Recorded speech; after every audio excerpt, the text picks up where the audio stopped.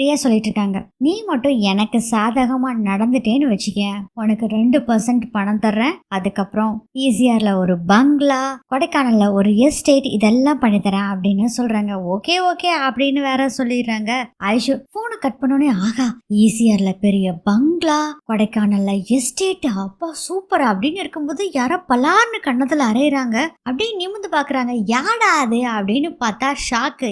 ஏன்னா அங்க இருக்கிறது அருண். என்னடி நினைச்சிட்டு இருக்கிற, ஐயோ நம்ம பேசுறத கேட்டிருப்பாரோ அப்படின்னு வேற பயந்துட்டு இருக்கிறாங்க ஐஸ்வர்யா. ஆனா அருண் கேக்குறாங்க, என்னடி நினைச்சிட்டு இருக்க நீயே, அங்க அம்மா அப்படி இருக்காங்க, அப்பா வேற இங்க அம்மாவை நினைச்சு கவலைப்பட்டுட்டு இருக்காங்க, உனக்கு கொஞ்சம் கூட அறிவு இருக்கா, அவங்களுக்கு ஏதாச்சும் சமைச்சு போடணும் அப்படின்னு ஏதாச்சும் நினைக்கிறியா? எதுவுமே நினைக்காம நீ பாட்டுல வந்து ஈசிஆர்ல பங்களா, கொடைக்கானல்ல எஸ்டேட்னு சொல்லி கனவு கண்டுட்டு இருக்க. நடக்காத ஒண்ண முதல்ல எழுந்திருச்சு போ, அவங்களுக்கு எல்லாம் சமைச்சு போடு, அப்பா காரத்தில் சொல்லு போ அப்படின்னு சொல்லி அனுப்பிச்சு விடுறாரு. நல்ல வேலைக்கு தப்பிச்சேன், நான் ரியா கூட பேசுறது கேட்கல அப்படின்னு நினைச்சுக்கிட்டு அவங்களும் அங்கிருந்து போயிடுறாங்க. அதுக்கப்புறம் ரம்யா கார்த்திகோட வீட்டு முன்னாடி கார்ல வந்து உட்காந்துருக்காங்க.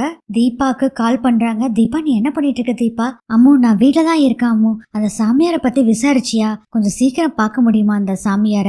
ஏன் தீபா கேக்குற? இல்ல அத்தையோட கண்டிஷன் ரொம்ப மோசமாயிட்டே வந்துட்டு இருக்காமா, எந்த ஒரு இம்ப்ரூவ்மெண்ட்டும் இல்லைன்னு வேற சொல்றாங்க, ரொம்ப பயமா இருக்கு, அதனாலதான் சொல்றேன் அப்படின்னு தீபா சொல்றாங்க. அதை கேட்டுட்டு ரம்யா சொல்றாங்க, ஒண்ணு இல்ல, நான் சாமியாரை பத்தி விசாரிச்சிட்டேன், நீ கிளம்பு அப்படின்னு சொல்றாங்க. நான் உன் வீட்டு முன்னாடி தான் இருக்கேன், நீ வா அப்படின்னு சொல்றாங்க. சரி நான் உடனே வந்துடுறேன் அப்படின்னு தீபாவும் சொல்றாங்க. அப்போ ரம்யா சொல்றாங்க, தீபா நீ சாமியாரை பார்க்க வரத வீட்டுல யாருக்கிட்டயுமே சொல்ல வேண்டாம். ஏன் அம்மா சொல்ல வேண்டாம்னு சொல்ற? இல்ல தீபா, ஆக்சுவலா இது மாதிரி சொல்லிட்டு போனா பழிக்காது, அதனாலதான் அப்படிங்கிறாங்க. சரி சரி நான் ஒரு 5 நிமிஷம் டைம் கொடு, நான் ரெடி ஆயிட்டு வந்துடுறேன் அப்படின்னு சொல்லிட்டு தீபா அங்க இருந்து போறாங்க. போனை கட் பண்ணிட்டு அடுத்ததே ரம்யா என்ன பண்றாங்கன்னா, சாமியார் வேஷம் ஒண்ணு போட்டுட்டு உட்காந்துருக்காரு பாருங்க ரம்யா ஏற்பாடு பண்ணவரு, அவருக்கு கால் பண்றாங்க. என்ன சாமிஜி எப்படி இருக்கீங்க? என்ன மேடம் நீங்களும் சாமிஜின்னு கூப்பிடுறீங்க? சரி சரி நான் சொல்லி கொடுத்ததெல்லாம் ஞாபகம் இருக்குல்ல, நான் சொன்ன மாதிரி எல்லாம் செஞ்சுட்டே இல்ல மேடம்? பக்காவா செஞ்சுட்டேன், நீங்க சொல்லி கொடுத்தது திரும்ப திரும்ப திரும்ப திரும்ப சொல்லி பார்த்து பார்த்து இப்ப நல்ல மனப்பாடம் ஆயிடுச்சு, நான் வேணா சொல்லட்டுமா? இல்ல இல்ல வேண்டாம் வேண்டாம், நான் வந்தப்ப சொன்னா போதும் அப்படின்னு சொல்லிடுறாங்க.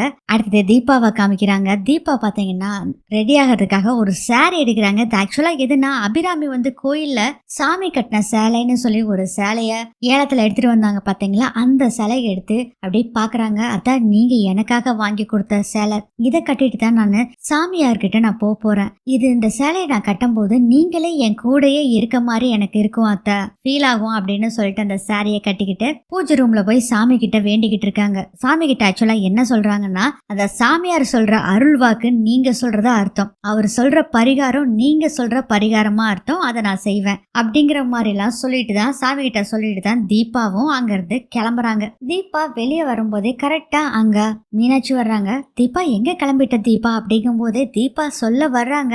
அப்போ சொன்னாங்க பாத்தீங்களா ரம்யா, அதை நினைச்சு பாக்குறாங்க. இல்லக்கா வெளியே தாங்க போறேன் அப்படின்னு சொல்றாங்க. தீபா வெளியே போகாத தீபா அப்படின்னு சொல்றாங்க. மீனாட்சி என்ன அக்கா திடீர்னு இப்படி சொல்றாங்களே அப்படின்னு பாக்குறாங்க. தீபா, ஆமா தீபா நான் ஒரு கனவு கண்ட, நீ ஆத்துக்குள்ள விழுந்துறியாமா, எல்லாரும் பதறிக்கிட்டு இருக்கோம், அப்போ கார்த்திக் வந்து உன்னை காப்பாத்த வர்றாரு, கரெக்டா அந்த கையை நீ குடுக்குற, அவரும் அவனோட கையை பிடிச்சு காப்பாத்துறதுக்காக வர்றாரு, ஆனா அந்த சமயத்துல வேற ஏதோ ஒரு கை அவரை தரன்னு பிடிச்சு இழுத்துட்டு போயிருது, எனக்கு பயமா இருக்கு தீபா, ஏதாச்சும் ஆயிருமோன்னு, நீ வேற தாலி இப்படி பண்ணி வச்சிருக்கிற, என்ன பண்றதே தெரியல, எனக்கு பயமா இருக்கு, பேசாம கார்த்திகை கூட்டிட்டு போய் கார்த்திகை உன் கழுத்துல தாலி கட்ட சொல்லிரு தீபா, அதுதான் கரெக்டா அப்படின்னு சொல்றாங்க.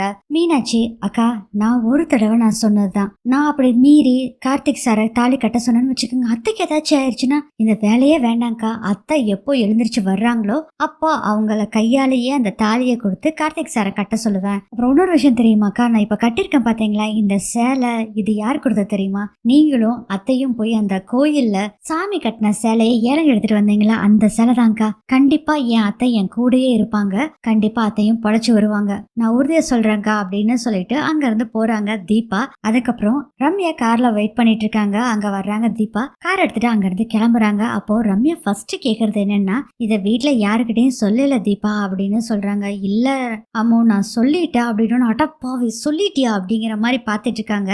யாருக்கிட்ட சொன்னா அப்படிங்கிறாங்க, நான் கார்த்திக் சார்கிட்ட தான் சொன்னேன் அப்படிங்கிறாங்க. ஏன் தீபா அப்படிங்கிற மாதிரி பாத்துட்டு இருக்காங்க. ஆக்சுவலா கார்த்திக் சாரையும் கூட்டிட்டு வரலான்னு சொல்லிட்டு தான் அவரை கூப்பிட்டேன், ஆனா அவர் வந்து வரலன்னு சொல்லிட்டாரு, அதோட முக்கியமான விஷயம் அவரு அத்தைக்கு எப்படி இருக்கனால ரொம்ப கவலைப்பட்டுட்டு இருந்தாரு, அதனால நான் சொன்னதே காதை கொடுத்து கேட்கல. அந்த சமயத்துல தான் வந்து அத்தைக்கு ரொம்ப சீரியஸா இருக்கு அப்படின்னு சொல்லி வென்டிலேஷன் வைக்கணும்னு சொன்னாங்க. அதனால வென்டிலேட்டர் வைக்கிறத பத்தி பேசிட்டு இருந்தாங்களா, அதனாலதான் அவர் அதை கண்டுக்கவே இல்லை அப்படின்னு சொல்றாங்க. அப்பாடா, எல்லாமே நமக்கு சாதகமா தான் இருக்கு, நம்ம இஷ்டப்படி என்ன வேணாலும் செய்யலாம், கேட்கறதுக்கு எவனும் இல்லை அப்படிங்கிற மாதிரி நினைச்சிட்டு இருக்காங்க ரம்யா. அந்த சீன் கட் ஆகுது. அடுத்த ஹாஸ்பிட்டல்ல காமிக்கிறாங்க. அங்க கார்த்திக் ரொம்ப ஃபீல் பண்ணிட்டு உட்காந்துட்டு இருக்காரு. அப்போ ஒரு குழந்தைய ஆபரேஷனுக்கு கூட்டிட்டு போறாங்க. எனக்கு பயமா இருக்குமா, வேண்டாமா அப்படின்னு சொல்லி அந்த குழந்தையும் சொல்லுது. அதுக்கு அவங்க அம்மா சொல்றாங்க, இந்த ஆபரேஷன் பண்ணா தானே உனக்கு நல்லாகும், ப்ளீஸ் கண்ணா நீ பயந்துக்காத அப்படின்னு சொல்லிட்டு இருக்காங்க. அதெல்லாம் கார்த்திக் பார்த்துட்டு இருக்கும் போதே அங்க ஆனந்த் மீனாட்சி 2 பேரும் வர்றாங்க. ஆனந்த் சொல்றாரு, டே நீ தான் வரமாட்டேன்னு சொல்லிட்டு அதனாலதான் நான் உனக்கு ட்ரெஸ் எல்லாம் கொண்டு வந்தேன் அப்படின்னு சொல்றாங்க. மீனாட்சி சொல்றாங்க, கார்த்திக் நீங்க இப்படியே இருந்தீங்கன்னா என்ன, நீங்க தான் எப்பயுமே வந்து எனர்ஜெட்டிக்கா இருப்பீங்க, எல்லாத்தையுமே பாக்குறவங்க நீங்க தான், நீங்க கொஞ்சம் எனர்ஜியா இருக்கணும்ல, ஒரு காஃபினாச்சு குடிங்க அப்படிங்கிறாங்க. ஆமாண்டா, காஃபினாச்சும் குடுறா, இந்த குடும்பத்தவே தாங்குறவன் நீ தாண்டா, உனக்கு ஏதாச்சுன்னா என்ன ஆகுறது, நீ ஏதாச்சும் காஃபினாச்சும் கொஞ்சம் குடிடா அப்படின்னு சொல்லிட்டு இருக்காங்க. இல்லண்ணா வேண்டாண்ணா அப்படின்னு சொல்லி கார்த்திக் சொல்லிட்டு இருக்காங்க.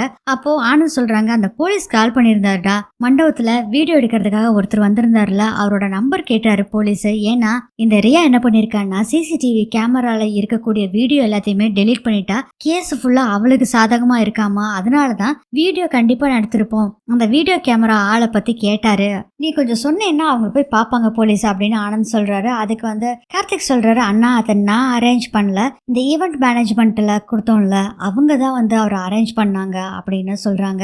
அவங்க நம்பர் இருந்தாதாண்டா அந்த வீடியோவை எடுக்க முடியும், கண்டிப்பா வந்து ரியா அம்மாவை ஷூட் பண்ணாங்கல்ல, அது கண்டிப்பா அவர் பதிஞ்சிருப்பாருன்னு அவங்களுக்கு நம்பிக்கையா இருக்கு, அது ஒண்ணுதான் நமக்கு சோர்ஸ்டா, அதை எப்படியாச்சு நம்ம எடுத்துடணும் அப்படின்னு சொல்றாங்க. அதுக்கு கார்த்திக் சொல்றாரு, ஆனா நேரடியா அந்த ஆளை எனக்கு தெரியாதண்ணே, அந்த மேனேஜ்மெண்ட்ல இருந்தா கேட்கணும் அப்படின்னு சொல்றாங்க. சரி விடா, இந்த விஷயத்த நான் போலீஸ் கிட்ட சொல்லிடுறேன், என்னால முடிஞ்ச அளவுக்கு நானும் தேடி பாக்குறேன்டா, நீ இப்படியே இருக்காதடா அப்படின்னு சொல்லி அட்வைஸ் எல்லாம் சொல்லிட்டு இருக்காரு ஆனந்த். அடுத்து அந்த இன்ஸ்பெக்டர் இருக்காருல, அவர் என்ன பண்றாருன்னா, ரியா வந்து ஏதாச்சும் ஒரு உமன்ஸ் ஹாஸ்டல்ல தங்கியிருப்பா அப்படின்னு நினைச்சு ஒவ்வொரு ஹாஸ்டலா ஏறி ஏறி போறாங்க. அதுல ஒரு ஹாஸ்டல்ல வந்து ரியாவை பத்தி டீட்டெயில் சொல்லிட்டு, அவளை பத்தி தெரியுமா, யாராச்சும் புதுசா வந்து சேர்ந்தாங்களா அப்படின்னு கேக்குறாங்க. இந்த ஹாஸ்டல் வார்டன் சொல்றாங்க, இது வரைக்கும் இந்த 2-3 நாள்ல யாருமே புதுசா வந்து ஜாயின் பண்ணல, நீங்க அவங்களோட போட்டோவை கொடுத்தீங்கன்னா இனிமேல் அவங்க வந்தாங்கன்னா நான் பார்த்து உங்களுக்கு இன்ஃபார்ம் பண்ணிடுறேன் சார் அப்படின்னு சொல்றாங்க.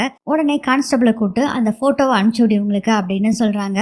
வாட்ஸ்அப்ல அனுப்பிச்சு விடுறாங்க. கான்ஸ்டபிளும் பார்த்துட்டு, சார் இந்த அம்மாவை நாங்க பார்த்ததில்ல, வந்தா கண்டிப்பா உங்களுக்கு இன்ஃபார்ம் பண்ணிடுவோம் சார் அப்படின்னு சொல்றாங்க வார்டன். அதுக்கப்புறம் பாத்தீங்கன்னா உருட்டுன்னு உருட்டுறாங்க ரம்யா தீபா கிட்ட. அந்த சாமியார் ரொம்ப சக்தி வாய்ந்த சாமியாராமா, அவரு அப்படி உயிருக்கு போராடிட்டு இருந்தவங்களும் கூட பழைக்க வச்சிருக்கிறாராமா, இது மாதிரி அப்படி நிறைய உருட்டுக்களை உருட்டிட்டே போயிட்டு இருக்கிறாங்க. பரவாயில்லையே, இத்தனை விஷயத்த நீ தெரிஞ்சு வச்சிருக்கியா அப்படின்னு சொல்றாங்க தீபா. எனக்கும் இவரை பத்தி எதுவுமே தெரியாது, நீ சொன்னில, நீ கேட்டேங்கிறதுக்காக தான் இது எல்லாமே செஞ்சேன் அப்படின்னு ரம்யா சொல்றாங்க. தீபா அப்புறம் இன்னொரு விஷயம் தீபா, இந்த சாமியார் குணம் ஆகணும்னா கஷ்டமான பரிகாரங்களை சொல்லுவாராமா அப்படிங்கிற விஷயத்த சொல்லுவாங்க. ஓ அப்படியா அப்படின்னு தீபா கேக்குறாங்க. அப்போ ரம்யா கேக்குறாங்க, ஏன் தீபா அந்த சாமியார் கஷ்டமான பரிகாரத்தை சொன்னா நீ செஞ்சிருவியா அப்படின்னு கேக்குறாங்க. என்ன ரம்யா நீ இப்படி கேட்டுட்ட, அவங்க ஏன் அத்தைக்காக நான் என்ன வேணாலும் செய்வேன், அவங்க என்னோட அம்மா மாதிரி, ஒரு பொண்ணு அம்மாவுக்கு எப்படி ரிஸ்க் எடுப்பாளோ அது மாதிரி நான் ரிஸ்க் எடுப்பேன் என் அத்தைக்காக. தீபா உன் மாமியார் ரொம்ப அதிர்ஷ்டம் செஞ்சவங்க தீபா, இது மாதிரி ஒரு மருமக கிடைக்கிறதுக்கு ரொம்ப கொடுத்து வச்சிருக்கணும் Deepa, simply you are great. Ammu நான்லாம் கிரேட் இல்லவே இல்ல அம்மு, என் அத்தை தான் கிரேட். இந்த புடவை பாத்தியா, இது சாதாரண புடவையாத்தான் தோணும், சாமி கட்டியிருந்த புடவை, அதை ஏலத்துக்கு எடுத்துட்டு வந்து என் அத்தை நான் நல்லா இருக்கணுங்கிறதுக்காக எனக்காக கொடுத்தாங்க, இது சாதாரண புடவையே இல்ல, என் அத்தையோட அன்பு பாசம் எல்லாமே நிறைஞ்சிருக்கிற புடவை இது, இதை கட்டி இருக்கப்போ என் அத்தையே என் கூட இருக்க மாதிரி ஒரு பாதுகாப்பா உணர்றேன், அந்த அம்மனோட அருளும் எனக்கு கிடைச்ச மாதிரி இருக்காமோ அப்படின்லாம் பேசிட்டு இருக்காங்க தீபா. அப்ப பாத்தீங்கன்னா ரம்யாக்கு செம்ம கடுப்புல இருக்காங்க, எப்படா இவ பேசுறத நிறுத்துவா அப்படிங்கிற மாதிரி பாத்துட்டு இருக்காங்க. தீபாவும் பேசிக்கிட்டே போறாங்க, இது மாதிரி நிறைய விஷயங்கள் எனக்கு செஞ்சிருக்காங்க, ஒவ்வொரு விஷயத்தையும் எனக்காக பார்த்து செஞ்சிருக்காங்க அத்தா அப்படின்னு போதும் அப்படின்னு பயங்கரமா சத்தம் போடுறாங்க. ரம்யா என்னாச்சமோ, ஏன் இப்படி சத்தம் போடுற அப்படின்னு கேக்குறாங்க. இல்ல, ஒரு அனாதை குழந்தை கிட்ட போய், ஒரு அப்பா அம்மா இருக்க குழந்தை போய், என் அப்பா எனக்கு இது வாங்கி கொடுத்தாரு, என் அப்பா அது வாங்கி கொடுத்தாரு, என் அம்மா எனக்கு முத்தம் கொடுத்தாங்க, என் அப்பா முத்தம் கொடுத்தாரு, எனக்கு கொஞ்சுறாங்க அப்படின்லாம் சொல்லி பேசுனா எவ்வளவு மனசு கஷ்டம் இருக்கும் அந்த அனாதை குழந்தைக்கு. அதே மாதிரிதான் தீபா, நீ கல்யாணம் ஆகி நல்லா இருக்க, உனக்கு உன் மாமியார் புருஷன் எல்லாருமே நல்லவங்களா இருக்காங்க, ஆனா எனக்கு அந்த குடுப்பனை சரியாவே அமையல, அப்போ எனக்கு மனசு கஷ்டம் கஷ்டமா இருக்கும், அதனாலதான் உணர்ச்சி வசப்பட்டு இப்படி கத்திட்டேன் தீபா அப்படின்னு சொல்லி எப்படியோ சமாளிச்சிட்டாங்க ரம்யா. அதுக்கு தீபா சொல்றாங்க, கவலைப்படாத, நம்ம இப்போ சாமியார் கிட்ட போறோம்ல, அங்க அத்தையை பத்தி கேட்க போறப்போ உன்னோட கல்யாணத்தை பத்தியும் கேட்கலாம், கவலைப்படாத. அதுக்கு பரிகாரம் சொல்லுவாங்க, உனக்கும் நல்ல புருஷன் மாமியாரும் நல்ல மாமியாரா உனக்கு கிடைக்கும், கவலைப்படாத அம்மு அப்படின்னு சொல்லிட்டு இருக்காங்க தீபா. சரி தீபா அப்படின்னு சொல்லிட்டு மனசுக்குள்ள நினைச்சிட்டு இருக்காங்க ரம்யா. அடி பைத்தியக்காரி, உன்னை இப்ப நான் கூட்டிட்டு போறது போலீஸ் சாமியார் கிட்டதான், நீ வேண்டது எதுவும் பழிக்கவும் போறதில்ல அப்படின்னு சொல்லிட்டு, இவ கட்டி இருக்கிறது அம்மன் அருள் கொண்ட சாரி, அதனால இந்த சாரிய கட்டிட்டு கூட்டிட்டு போனா அம்மன் அருளால இவன் போலீஸ் சாமியார் தெரிஞ்சிருச்சுன்னா என்ன பண்றது, முதல்ல இவளை இந்த சேலை எப்படியாச்சும் மாத்த வச்சு வேற ஒரு சேலைய கட்ட வைக்கணும் அப்படின்னு யோசனை பண்ணிட்டு இருக்காங்க ரம்யா. இதோட இந்த எபிசோட் முடியுது.